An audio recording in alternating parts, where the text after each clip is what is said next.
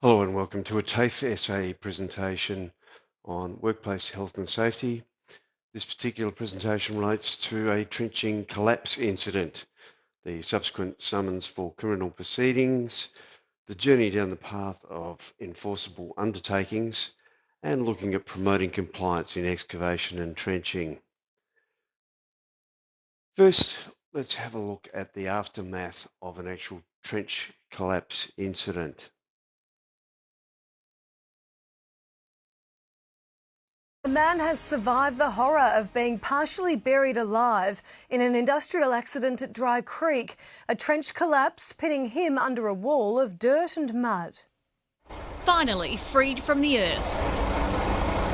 At around 12:20, the man was digging in the 2-metre deep trench for the Gawler rail electrification when disaster struck. It's about 2 metres deep and it's caved in on him. So it buried him from his legs. And so his legs were actually in the squatting position, when covered in the dirt. It took the MFS, SES, ambulance and police 40 minutes to free the distressed contractor who was trapped on his knees. We have people on scene currently digging someone out. We started digging, but obviously trying not to put any more soil in there, so we had to put boards around, wait till a heavy rescue pod turned up for that.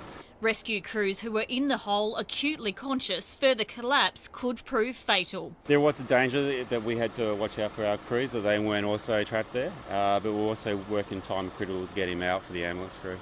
Here's distressed workmates who witnessed the accident helping with the rescue. Fortunately, a vacuum truck was on site to extract excess water. The man became increasingly panicked and anxious during the ordeal as the weight of the mud and the soil compressed on his chest. There was no stopping, we had to move him and we just had to be prepared for any symptoms of crush injury. He was taken to the RAH in a stable condition. Workplace SA arrived on scene to start the investigation. Jodie Oddie for 10 News First. The following provides a brief synopsis of the incident itself. The principal contractor had engaged the second tier contractor to dig a trench and install pipes. Both the principal contractor and second tier contractor had supervisors present at the project site. The trench excavation had not gone smoothly. The site was very wet and the principal contractor changed the positioning of the trench, which meant the trench would now cross several in-ground services. The second tier contractor did not have a vacuum truck engagement clause in their work scope and they couldn't excavate within 500 millimetres of the services.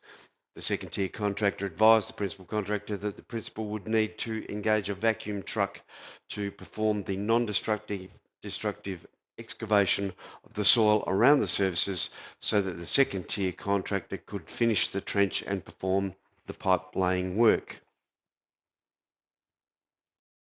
The principal contractor engaged a vacuum truck company to perform the non-destructive excavation work.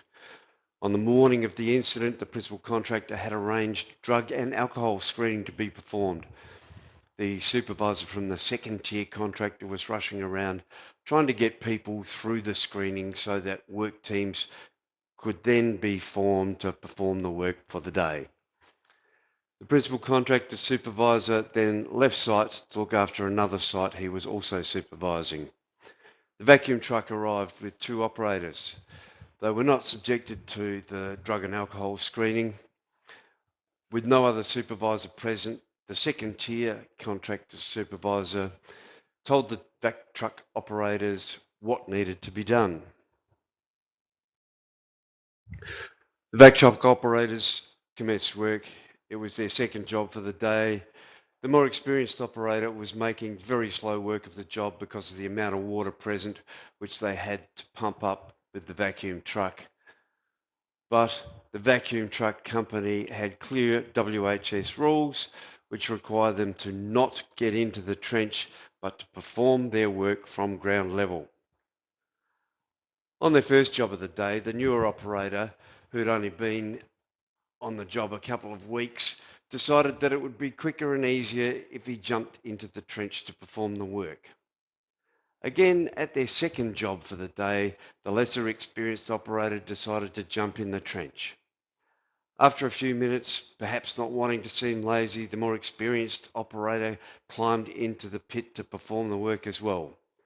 Within a couple of minutes, the wall of the trench collapsed, trapping the experienced operator's legs. It was so quick, he had no time to react. The site personnel heard the yelling from the vacuum truck operators and rushed over. They then initiated the emergency protocols. The pressure from the soil was significant. However, it was the actual extrication of the operator which most likely caused several minor internal injuries. Ground collapse is one of the primary risks which need to be controlled in excavation work, as it can happen quickly and without warning, giving workers virtually no time to escape, said Martin Campbell, Executive Director of Safe Work SA. From September 2021, inspectors will also carry out a statewide campaign on high-risk construction work, which includes construction work that is carried out in or near a shaft or trench with an excavated depth greater than 1.5 metres. So the second tier contractor received a summons. The first defendant in that summons was the principal contractor, whilst the second defendant was the second tier contractor. The summons stated that it was for a minor indictable offence against Section 32 of the WHS Act, and then went into particulars. The particulars being that the defendant, the second tier civil construction company, had a duty under Section 19(1)(b) of the Act to ensure, so far as reasonably practical, the health and safety of workers whose activities were influenced or directed by the second defendant while they were at work at the workplace in the business of the first defendant. The summons went on to say the defendant failed to comply with Section 19(1)(b) in relation to the following. The second defendant failed to ensure the provision and maintenance of a work environment without risks to health and safety.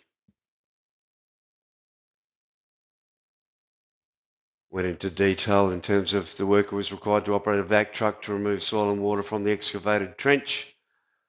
The task involved the risk of a serious crush injury to the worker. It was possible that the worker would enter the excavated trench to complete the requirements of the task. It was possible that a collapse of the excavated trench would occur and soil would engulf the trench. It was possible for the soil to strike the worker to his body and entrap him. It was consequently possible for the worker to suffer serious crushing injuries. The summons went on to say the second defendant failed to provide and maintain a safe system of work.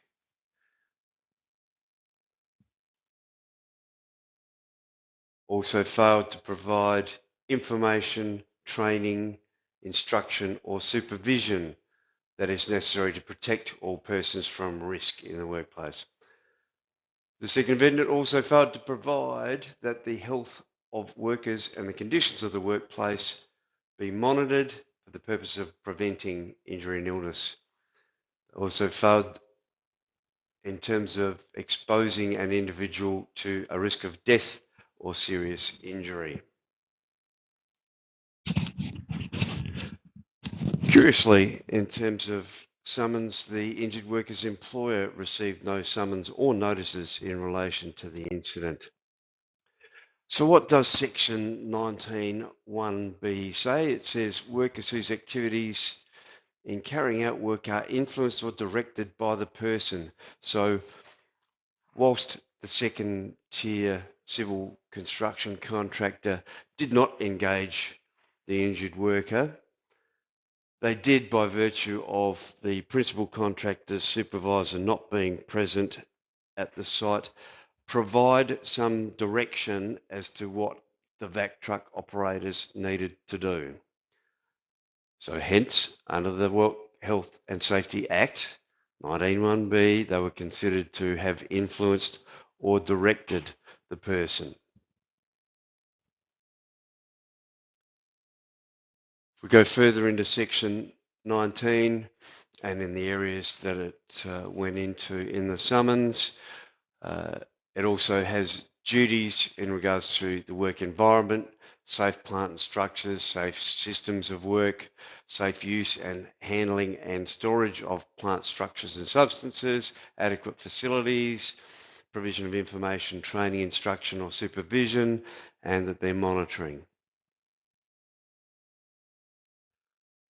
So I think section 20 of the Act is also worth noting, which requires the duty of persons or management with control of a workplace, so this could be a manager or a supervisor, must ensure that the workplace, the means of entering and exiting the workplace, and anything arising from the workplace are without risks to the health and safety of any person.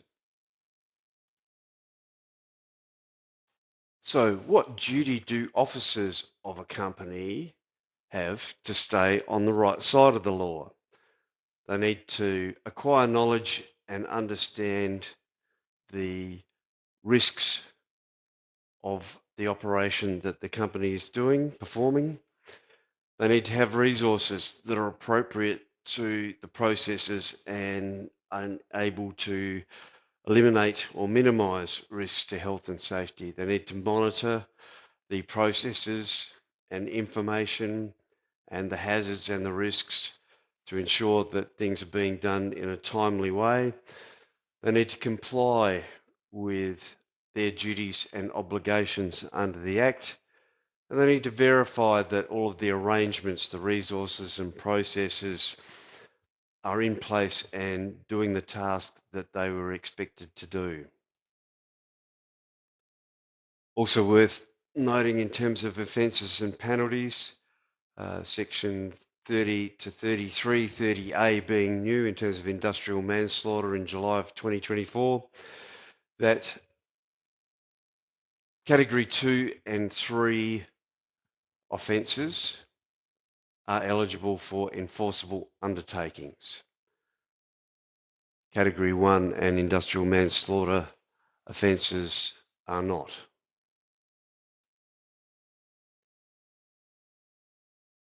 In terms of the investigation, we can see here an aerial view of the location of the excavation. We can see the location of various pieces of plywood that were used during the extraction of the worker, as well as multiple services running across the trench. The contributing factors that were arrived at from the investigation into the incident included that stockpiled materials, spoil, were stored inside the zone of influence. A pre-work briefing and inspection was undertaken by the supervisor and the workers involved, and the risk of trench collapse was identified. However, work proceeded without the implementation of suitable controls. The ground condition had been subjected to previous excavated trenches which ran parallel to the new trench, increasing the likelihood or possibility of a collapse of the trench wall occurring.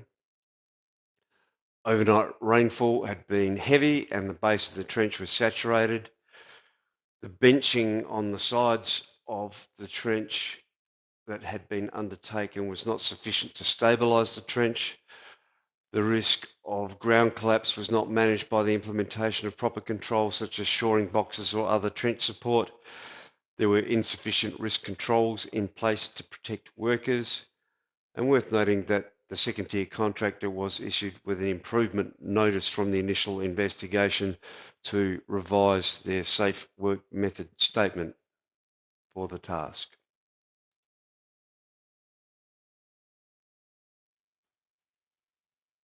Shortly after I joined the second tier contractor in the new position of Health, Safety, Environment and Quality Manager, my employer advised me that they were going to be prosecuted by the regulator, and they asked me if there was anything I could do to avoid this.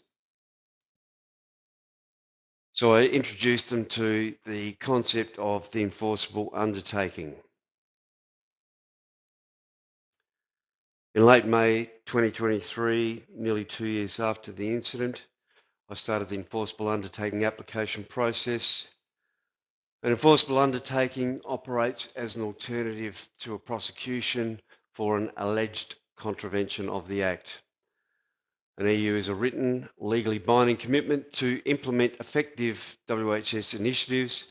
These initiatives are designed to deliver tangible benefits for workers, industry, and the community as a whole, and to resolve the issue that led to the enforceable undertaking. An EU is offered by PCBU and accepted by the WHS regulator. An enforceable undertaking cannot be accepted for an alleged contravention of Category 1 or industrial manslaughter offences, as mentioned previously.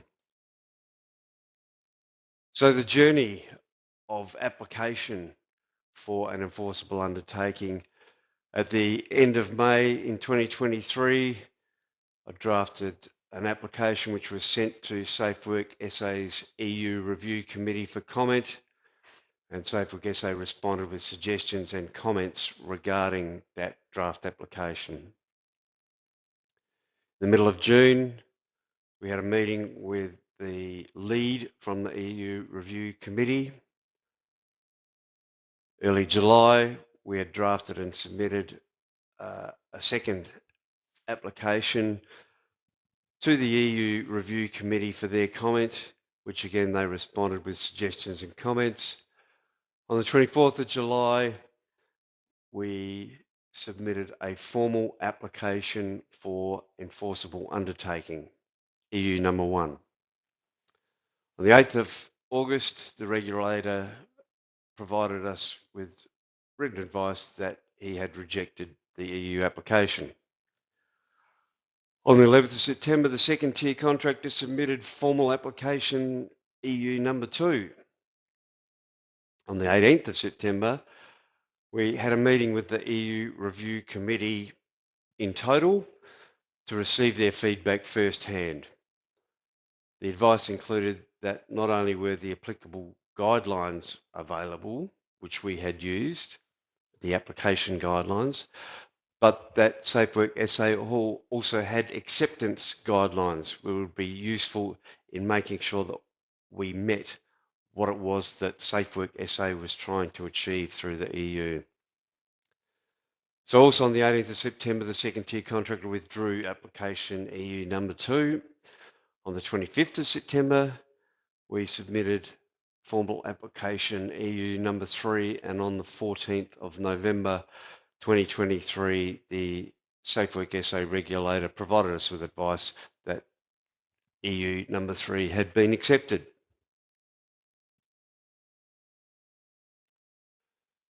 Now to achieve compliance with those enforceable undertakings. On the 14th of December, 1 month after acceptance, it was required that all EU information was disseminated to the workforce. On the 2nd of February, we had an EU initial engagement meeting with Safe Work SA to cover topics such as the compliance schedule, compliance with sections 219 and compliance with 219 of the Act and contravention of 220 of the Act and what that meant, the process regarding withdrawal or variation of the EU as explained in section 221 of the Act, and reinforce PCBU duties and delegations of responsibility under the EU. On the 14th of February 2024, we submitted our first EU quarterly status report. Safe Work SA then realised at this point that our EU only required 6 monthly reporting. This was then subsequently changed for future enforceable undertakings, and people who had submitted and accepted EU would be required to perform quarterly reporting. On the 14th of May, we provided our first biannual EU status report. The Safe Work SA EU coordinator, who was freshly appointed to that position, it was a newer position within the organisation, granted us a couple of minor discretionary extensions for a couple of items to be finalised. On the 24th of October 2024, we made an application to SafeWork SA to vary activity 3.3.3, which was to change the provider but not change the date. That was accepted on the 30th of October. Also on the 30th of October, SafeWork SA requested advice from us regarding EU terms 3.7 to 310. We responded to SafeWork advising on the status and evidences in support of having a work health and safety management system which was compliant with ISO 45001, that we were ISO 45001 certified, and reporting on the audits that were conducted against ISO 45001 by external auditors, and on our compliance activities with regards to the recommendations from those external audits. It's worth noting that under the EU agreement, you must provide correction to those recommendations from external ISO 45001 audits in line with 30 days, 6 months and 12 months, depending on the level of recommendation from that external audit. On the 6th of November, SafeWork SA conducted an EU review meeting and inspection at our premises. On the 7th of November, we submitted a request to SafeWork SA to extend the due date of activity 3.211, which was accepted by SafeWork SA on the 11th of November.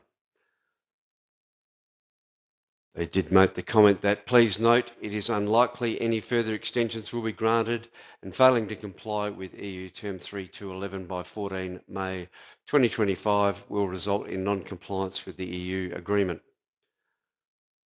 On the 14th of November, we submitted our second biannual EU status report, and again, the EU coordinator had granted some minor discretionary extensions to a couple of items which were being finalised.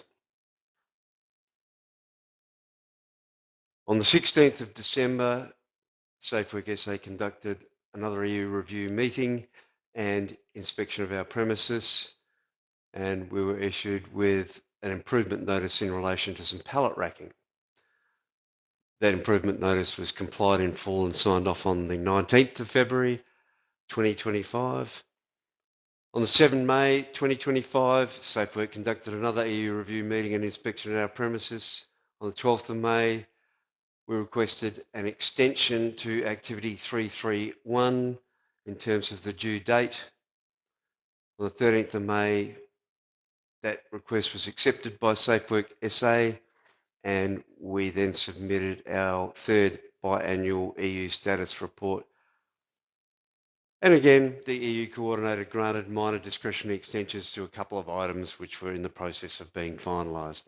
In terms of future plans for our EU compliance, on the 15th of August, we're required to have completed and provide evidences relating to activity 3.3.1, and on the 14th of November 2025, provide a final biannual EU status report. So what is it we need to do to ensure compliance with excavation and trenching requirements? We have legislation in terms of the WHS Act and the supporting regulations, and we have other guidance around the excavation work provided by the Code of Practice. So for planning and preparation for work, if you've got a project with a total value equal or greater than $450,000, you're required to have a WHS management plan. If you are conducting a high-risk construction work activity, you're required to have a safe work method statement, a SWMS. You also need to have a procedure so that it describes what it is that we're going to do in terms of the work method to ensure that all facets of safety have been catered for. You'll also need a geotechnical report so that you know if there's been any previous excavations which could impact the secure nature of your excavation or trench, as well as soil conditions. If it's sandy versus solid rock, there are many implications. So that gives you the starting information and design for the excavation or trench. From an internal perspective, we have systems, permits, forms and records to enable us to achieve compliance. So at the outset, before the excavation occurs, we have an excavation site report, which has a whole lot of checklist items that need to be satisfied before we can proceed to the next step. We need to have a SWMS and it needs to be reviewed, which is a legislative requirement. If you're working under another principal contractor, then the SWMS needs to be submitted to them for their review under the law. We have an excavation permit system that is the gatekeeper. It is required to be completed and approved prior to any work being commenced. And it gives us the checklist of making sure that we have taken care of and catered for all of the potential safety risks associated with the work. We have an excavation and inspection checklist, which is utilised at the start of each shift where someone is going to get into a trench or excavation. The law is not strict about the routine, but we are. We also developed an excavation job sheet as a reminder to each of our work crews that they use at the start of each shift to help them identify where all the services are located, what the nature of the work package that they're going to be doing that day is, and to make sure that all safety considerations have been reviewed and controls are in place. Whenever we apply for an excavation permit, it must be accompanied by an excavation rescue plan, so that should something go wrong, the plan considers what those things could be that go wrong and what the subsequent rescue methodology is. The people need to be trained in the rescue technique, and the rescue plan needs to be trialled successfully before the permit can be issued. Excavations and trenches are not confined spaces unless they satisfy the requirements which are provided in the Confined Space Code of Practice. But if they do apply, then you'll need a confined space entry permit, and just like the excavation permit, you'll need a confined space rescue plan, which is, as trained people, the plan is trialled successfully so that the permit can proceed. Similarly, and not a requirement of law, with respirable crystalline silica dust obviously being subject to legislation in late 2024, we have a permit system in place, again, to provide as a gatekeeper so that where we are doing work in or associated with an excavation or trench, that if there are respirable crystalline silica dust considerations, that we have a plan in place. And again, it's our gatekeeper for making sure that our people and properties are going to be safe. As part of the enforceable undertaking, we developed a brief animation that describes all of the key components that you need to have in place to ensure safe excavation and trenching. When I first showed this to one of our construction management students, she said, if university was like this, I would learn so much more. This particular animation is available on the tafeSA website. It's right down the bottom of the particular page, but it is there for you to refer to again.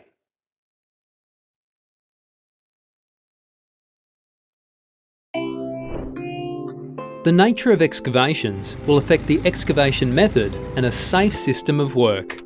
Careful consideration should be given to health and safety issues when planning the work. Trench work can be dangerous for yourself and others around you. What is a trench? Longer than the width, a narrow man-made excavation made below the surface of the ground. In general, the depth is greater than the width. A trench greater than 1.5 metres deep is classed as high-risk construction work and requires a SWMS. Any person engaging, directing or influencing a worker has a duty of care under the Act. Before you dig. Before breaking ground, you are required to contact Before You Dig Australia and other potential asset owners, ensuring you obtain current underground service information. Secure the work area from unauthorised access and control all on-site access.